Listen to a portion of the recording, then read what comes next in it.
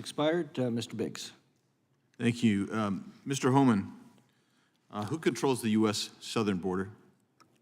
Criminal cartels in Mexico. Who directs who's going to enter between the ports of entry? The criminal cartels in Mexico control our southern border. They decide who goes where, when, and how. Yeah. When was the last time you were at the border, Mr. Homan? 10 weeks ago. Yeah. Mr. Arthur, my question for you is, you aware of the Supreme Court's ruling in Trump v. Hawaii? I am, sir. That dealt with presidential authority on, regarding entry of non-U.S. citizens, non-U.S. persons into the country. Can you explain to us what the holding was in that court? Not dicta, but the holding. The holding in that case was that the travel restrictions that the Trump administration had implemented, which were implemented under Section 212F of the Immigration and Nationality Act, were valid. And the Supreme Court looked at 212F and they stated that it exudes deference to the executive in every clause. It exudes deference to the executive branch.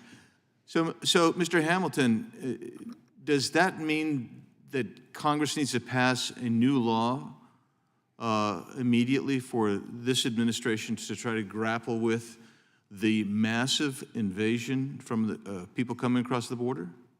I think that there are a number of tools that this administration has abandoned, and there are a number of tools that are available that have yet to be further explored and expanded upon that Congress has already provided that could secure the border and begin securing the border tomorrow.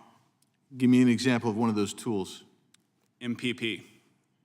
Don't you need Mexico to cooperate in order to implement MPP? You need to overcome their will. It is a battle of wills, and Mexico is never going to want to accept it. And Mexico indeed did not want to accept it, right, Mr. Holman, when the previous administration under Donald Trump was trying to implement MPP? Yeah, I was kind of taken back over some of the last conversations that relationships with Mexico have never been better. They were excellent under President Trump. They put military on the southern border and northern border. They entered the Remain in Mexico program. They entered the third escape country agreements. I've never seen cooperation better than it was under President Trump. Yeah, you know, so I find it really interesting. I mean, on the many times that I've been down at the border, I remember seeing Mexican National Guard in Juarez. I remember seeing them in various other locations along the southern border, including in Agua Prieta and Naco. I mean, I saw them. We actually had mild discourse with them. So I find it very interesting. Let's talk now about what else is happening. What other authorities are necessary? I mean, what does this president say? He's never really said what authority he thinks he lacks. Mr. Arthur, have you ever heard him say or identify any authority that he thinks he needs? The president usually references a comprehensive immigration bill that he introduced on his first day in office back in 2021 that is really just kind of a major amnesty. It doesn't have any enforcement power. Right. And so if we're going to bring this under control, I guess, Mr. Holman, what would you say the first step is to bring the border under control with the current authorities? You agree that with Mr. Hamilton's MPP is a great option, but what else? MPP was a game changer for the Trump administration. It moved illegal immigration to 40-year low. We got to stop catch and release. As my colleague Mr. Hamilton said before, the more you release, the more that come. People around the world right now, you can cross the border legally. You'll be released in 24 hours. You'll be flown to the city of your choice. You begin work authorization. You get a free hotel room, 3 squares a day, and medical attention.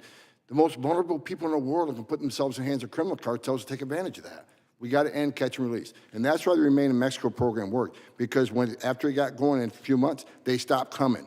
Yeah, they realized they weren't being released in the United States. So I want to point out that the Yuma sector in 2021, anybody know how many encounters were at the Yuma sector for the entire year? The last year that Donald Trump was president, 2020. 8,600. 142 miles along that. 8,600. You know how many Yuma gets, about how long it takes him to get to 8,600? It's about 9 days now. And when I was recently down on the TO reservation, San Miguel, there is nothing on the Mexican side for 45 miles. Caborca's the nearest village. they're seeing 600 to 1,000 people a day. Yeah, this administration has plenty of authority to bring this under control. Yield back. Gentleman's time has expired. Ms. Escobar. Thank you, Mr. Chairman.